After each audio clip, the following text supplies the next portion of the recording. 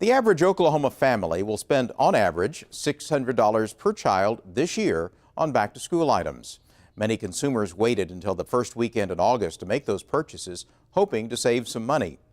Sales tax-free holidays, though, may not actually save consumers that much.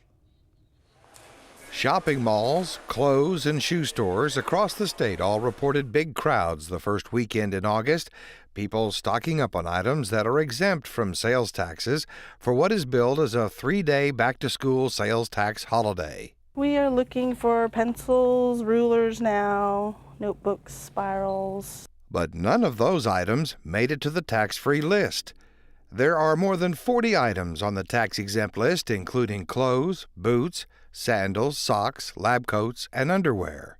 But when compared with a list of items that even a preschooler will need to begin classes, not one makes it to the tax-free list. Items such as crayons, pencils, hand sanitizer, paper towels, and tissues. Items that nearly every elementary student will also need. Backpacks also are not included, nor are computers, electronic tablets, or calculators. But there are some items on the tax-free list that make you wonder how they got there. Those include bathing suits and caps, formal wear, garters and garter belts, girdles, hosiery, rubber pants, steel-toed shoes, wedding apparel, baby receiving blankets, and diapers, children and adult, including disposables. A report from the Tax Foundation finds many faults with the sales tax holidays, including creating what the report terms as winners and losers, items that make it to the list for political reasons.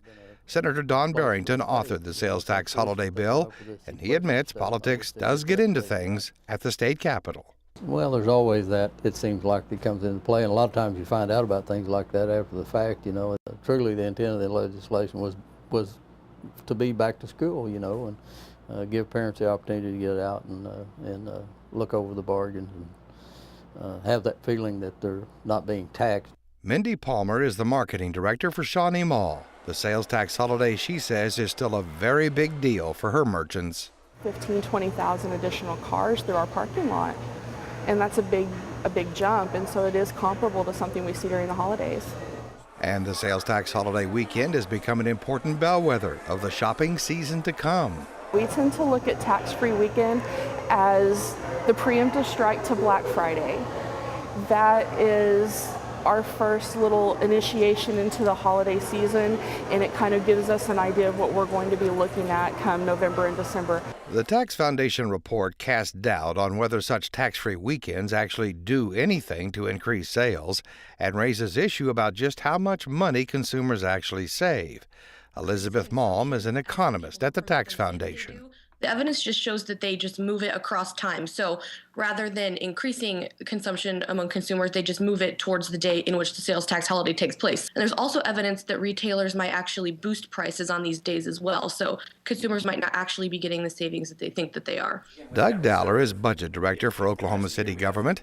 It's his job to monitor the flow of money into City Hall, and while sales taxes may be the lifeblood, it's other factors he pays attention to.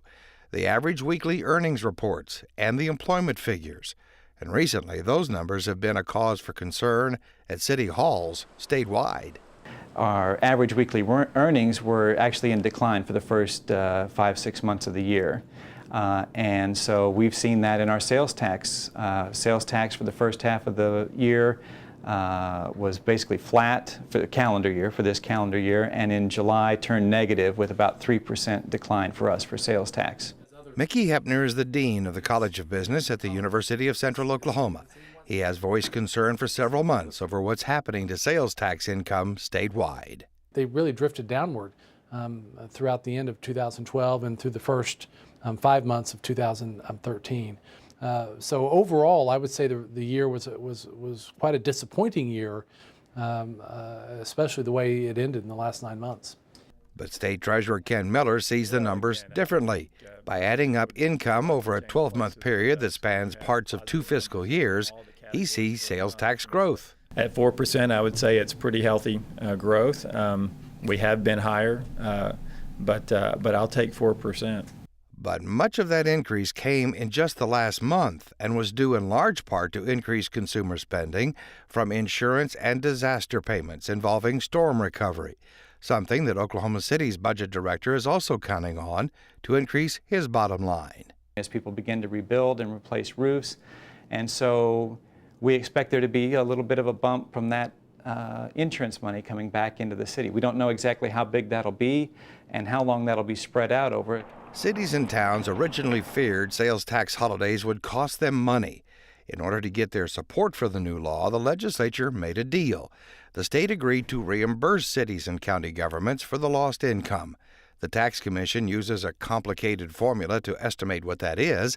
Last year, it reached almost $7 million. But that's not the total cost to state government. I'm guessing for the state it's a significant impact because not only are they losing out on the sales tax, but then they're making the cities whole.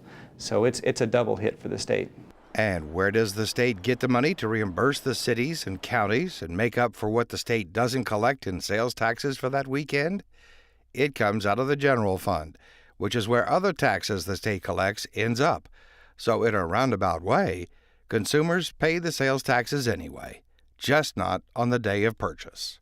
Despite concerns over sales tax income and whether sales tax holidays have lasting value, the holiday remains popular with people. It does help. Every little bit helps. It's great for us, it's great for the merchants, and it's good for the community. I mean, it gives people an opportunity to save a little money, which is an important thing right now.